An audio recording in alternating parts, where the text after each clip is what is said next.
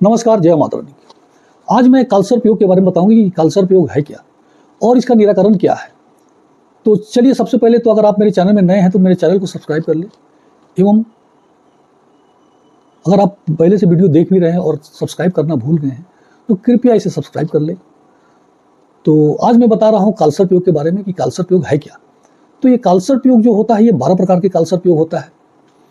तो आज मैं 3 प्रकार के कालसर्प योग के बारे में बताऊंगा आपको, जिसे अनंत कालसर्प योग, वासुकी कालसर्प योग और कुलिक कालसर्प योग। आज मैं ये 3 कालसर्प योग के बारे में आपको बताने वाला हूं कि ये 3 कालसर्प योग कुंडली में कब बनता है। सबसे पहले आप ये जान लें कि कालसर्प योग है क्या। कालसर्प योग यानी राहु और केतु के बीच ये 9 ग्रह हमारा जो आके फंस जाए तो उसे हम कालसर्प योग कहते हैं। कालसर्प योग जिन व्यक्तियों को लग जाता है उन्हें जीवन में अत्यधिक कष्ट सहना पड़ता है। लाख कोशिशों के बावजूद भी उन्हें सफलता मिलना मुश्किल हो जाता है। घटनाएं पे घटनाएं होता रहता है, मगर वो कुछ कर नहीं पाते हैं क्योंकि उन्हें पता नहीं होता कि कालसर्प योग हमें लगा है। तो सबसे पहले जान लें अनंत कालसर्प योग है क्या। ये कैसे कुंडली में जाने कि मेरा अनंत कालसर्प योग लगा हुआ है। तो कुंडली के प्रथम भाव में राहु और सप्तम भाव में अगर केतु बैठ जाए और उसके बीच सारा ग्रह फंस जाए तो वो अनंत कालसर्प योग बनता है। अनंत कालसर्प योग किसे कहते हैं ये जान लें। अनंत कालसर्प योग यानी कि अनंत, इसमें कठिनाइयों का अनंत है, इसका कोई अंत ही नहीं है।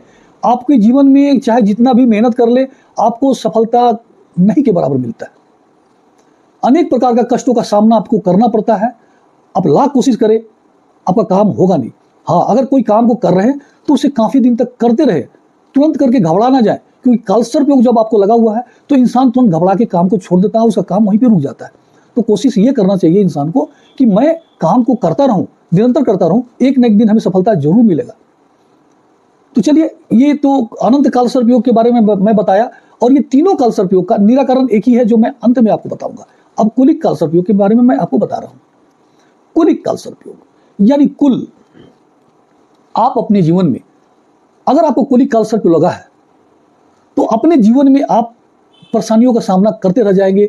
अपने कुल यानी परिवार में बीमार लोगों का इलाज, कोई घर में परेशानियां का समाधान आप करते रह जाएंगे, यानी कुल में आपकी परेशानियां बढ़ जाएगी। आप घर की सेवा करते करते आपकी जीवन पूरा खत्म हो जाएगा और आप कुछ कर नहीं पाएंगे। अब चलिए, कुलिक कालसर्प योग कैसे जानेंगे। कुलिक कालसर्प योग है, अगर आपका द्वितीय भाव में राहु बैठा हो और अष्टम भाव में केतु बैठा हो और उसके बीच 9 ग्रह, 7 ग्रह आके फंस गया हो तो उसे हम कालसर्प योग कहते हैं, कुलिक कालसर्प योग। कुलिक कालसर्प योग में लोग अपने घर परिवार का समस्या का समाधान करते रह जाते हैं। कुल के लोग को परेशानियों का समाधान करते रह जाते हैं और अपने जीवन में कुछ नहीं कर पाते। तीसरा है वासुकी कालसर्प योग। वासुकी कालसर्प योग है क्या कि दुर्घटनाओं का कारण है। आपके जीवन में हमेशा दुर्घटना होता रहेगा। आपकी मानसिक स्थिति बिल्कुल ही ठीक नहीं रहेगी। तनाव में आप हमेशा घिरे रहेंगे। कोई भी काम करने से पहले आपको डर लगेगा। आप कोशिश करेंगे मैं घर में ही बंद रहूं। बहुत लोगों को देखा गया है कि अपने घर में रहने की आदत हो जाती है और ये बाहर निकलना नहीं चाहते कि मैं व्यापार करूं या नौकरी करूं या कुछ भी करूं। इन्हें बाहर से डर लगता है कि हमें जीवन में कुछ हो जाएगा। वैसा नहीं है कि आपके जीवन में कुछ हो जाएगा। संघर्ष तो करना पड़ता है, ग्रहों से तो लड़ना पड़ता है, और ग्रह से नहीं लड़ेंगे तो आपके जीवन में सफलता कैसे मिलेगी। तो आपको निकलना चाहिए और कोशिश करना चाहिए। अब जान लीजिए कि ये वासुकी कालसर्प योग है क्या। वासुकी कालसर्प योग, तृतीय भाव में अगर आपका राहु बैठा हो और नवम भाव को भाग्य स्थान बोला जाता है, वहां पे केतु बैठा हो तो, और उसी के बीच 9 ग्रह फंसा हुआ हो, ये होता है आपको वासुकी कालसर्प योग। वासुकी कालसर्प योग से जो मैं आपको बताया समस्या, वो सब जीवन में अनेक प्रकार का आपके जीवन में चलता रहेगा। दुर्घटनाएं आपको परेशान करते रहेंगी, मगर आपको कोशिश ये करना चाहिए कि मैं अपने समस्या का समाधान किसी भी जाके एस्ट्रोलॉजर से मिले और ये जाने कि हमारी कुंडली में कौन सा दोष है। जब आप दोष को जान जाएंगे तब उसका निराकरण कराएं। अब देखिए निराकरण क्या है। सबसे पहले तो कालसर्प योग का निराकरण आप जहां तहां ना कराएं। 2 जगह कालसर्प योग का निराकरण होता है। पहला उज्जैन, दूसरा त्र्यंबकेश्वर। वहां के ब्राह्मणों के द्वारा इसका निराकरण किया जाता है। आप जाके वहां जरूर करा लें। कालसर्प योग कोशिश ये करना चाहिए अपने जीवन में कि जल्द से जल्द करा ले, ताकि हमको आगे जीवन में तरक्की में बाधा ना आए।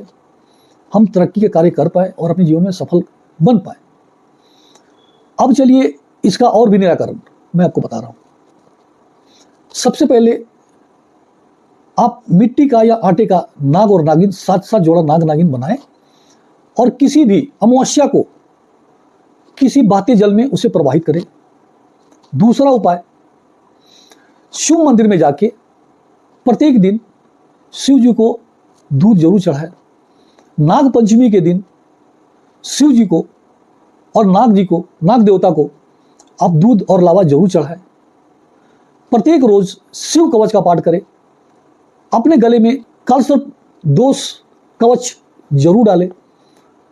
एक कालसर्प योग यंत्र अपने पास पर्स में जरूर रखें एवं प्रत्येक दिन महामृत्युंजय का जाप करें और ओम नमः शिवाय का जाप एक माला रोज करते रहें।